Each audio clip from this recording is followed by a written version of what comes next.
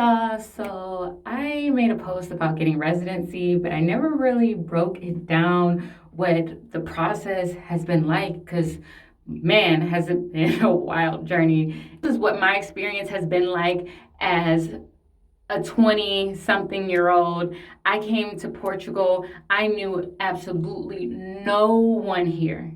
I knew no one. I never had visited Portugal. I had a dream and research, and that's what got me here.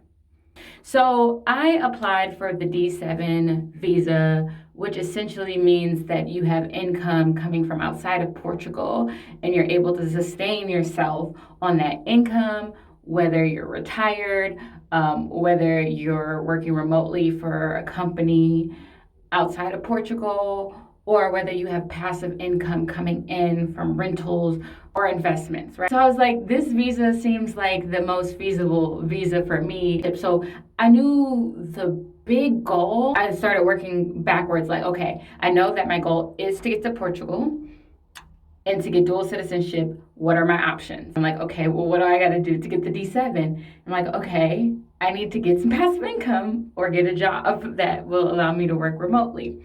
March 2020 is when I started planning. I was like, okay, by September, I can have something lined up. Like, I can get to Portugal. That's enough time. That's what, 6 months? I was working as an ESL teacher, so I did not have a full-time job that allowed me to work remotely, but I was still able to save up money. So for the D7 visa at the time, you needed about a year's worth of 600 euros a month because the minimum wage in Portugal is 600 euros. So you needed to prove that you had a year's worth of that saved up. So I was like, I can do that. I began to save the money and I was like, that's going to be the biggest thing. And then finding a remote job that's going to sustain me while I'm living in Portugal. Eventually, I was able to get a job in sales that provided me with a contract because you need a contract to show that you're working remotely. I saved up the 9,000 and then I got my FBI background check because that's what you need to do for your D7 visa. Then I booked a 6-month lease at a guest house through booking.com because I was like, it's cancelable. It'll show that, like, I actually have housing. I'm serious about moving to Portugal. Then I also just was like gathering my documents for my savings account that showed my 9,000. I wrote a personal statement. I showed my credit card limit. You need to do an FBI background check, but you also need to do a Portuguese background check, which looks like you giving them authorization to run your background in Portugal. Need to prove your accommodation. So I was like, okay, I'll book a 6-month booking at a guest house that I can cancel because at the time, all you needed was 6 months worth of a lease. Then you need to show your financial proof, how you're going to sustain yourself. So I was like, okay, I got the remote job. Check. That's how I'm going to sustain myself. And then I got my savings. Like, I'm good. Like, I'm Gucci. I follow the checklist. I got this down packed, like, easy. But at the time, I was also nervous. So I had a lot of nervous energy.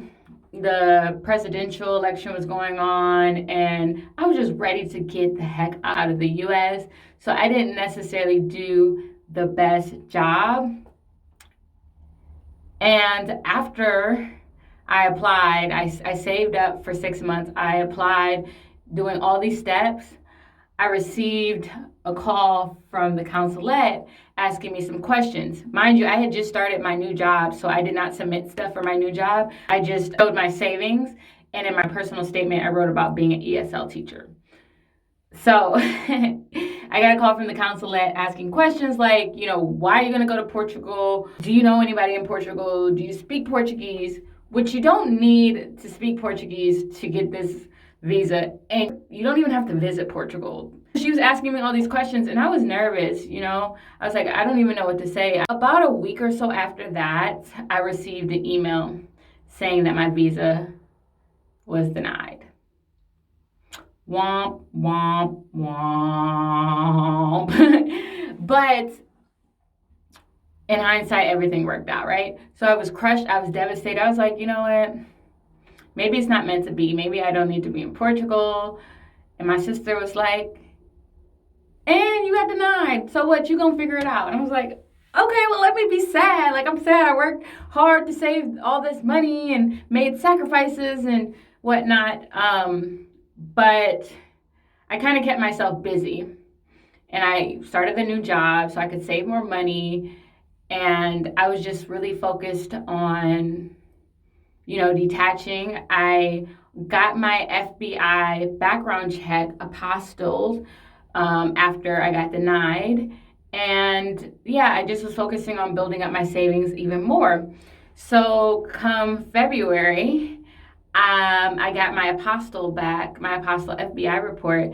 And I was like, you know what? I'm going to apply again. And this time I'm going to make my application even stronger. I had talked to a relocation specialist after I was denied to see why I was denied and if I could appeal it. And she was like, the reason it was denied is because you did not show how you're going to sustain yourself. And you shot yourself in your foot with your personal statement by oversharing that you never even been to Portugal and you didn't know anybody, but like I was just trying to be truthful, but I actually ended up hurting myself by oversharing. Then February, I had almost 6 months worth of paychecks from my new job. I had pay stubs. I had a checking account that was growing. I had a savings account that was growing. So this is what I did differently. I included my checkings account. I included my savings account. I highlighted where I got paid so that they can see that I was getting money into my checkings account to match what my pay stubs were saying, right? And then I also got personal reference from an accountant that I was working with in Portugal to show that I had connections to the country. Now, this is optional. It's not mandatory, but including your checkings and savings is. And then I also included my resume to show my strong employment history, that I was going to be okay regardless. Like, I was always going to be able to find a job. I was always going to be able to make it work. And then I also included my pay stubs, which I hadn't included before. I made my personal statement stronger based off of what other people had shared with me. I made it based off of like tangible things. And then I got a lease for a year versus 6 months. And I included a flight confirmation to show that I was serious about getting to Portugal. And I had increased my savings account. So all these things helped. Granted, some of these weren't required. The only thing that was really required was the lease and the pay stubs and the checkings. But the other stuff I did to make my application stronger, which ultimately helped. I detached after applying and distracted myself from February to about June, July-ish. I traveled, and then when they announced that the borders were going to open, I was like, let me buy my ticket to Portugal, because I manifested and wrote down that I was going to live in Portugal by July 2021. I hadn't heard back about my visa yet, but I booked the flight and I was like, I'm ready to go. It's going to work out. And what do you know? 2 days after being in Portugal, I received the email saying that my visa was approved. And it has been quite the journey because I was denied and my journey to get to Portugal was delayed, but ultimately I got here and I made it. Now I co-run Black in Portugal, which is a community for Black locals and expats and tourists that are traveling in the greater Lisbon area and all throughout Portugal. It's been quite the journey to get to Portugal, but I've been here for over a year now.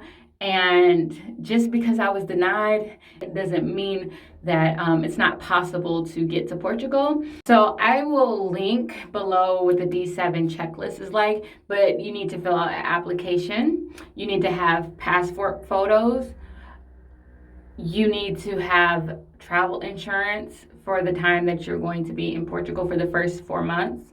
You need to do a personal statement. The personal statement, I recommend that you tie it back to things like your lease. You want to say where you're going to be staying. You're going to say how you're going to get your money in Portugal. So I said, I get paid X, Y, and Z every 2 weeks, and then I will transfer wise it into a Portuguese bank account. And that's another requirement. You are going to need a Portuguese bank account. At the time I applied originally, I did not need it.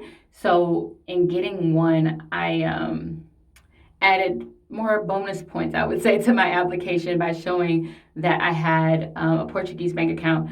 I did not fully fund it because I wanted to wait till I got to Portugal, but now it's a requirement to fully fund your bank account. So in your statement, I would just talk about the facts of Portugal, and then also how you're gonna like get your money and live and thrive. And if you are wanting to get to Portugal, I know the process can seem like a lot, but it's really possible because I am living proof that it's possible. I didn't know what the heck I was doing, and I did get denied. I spent more money than I would have liked because I had to apply again, but it worked out.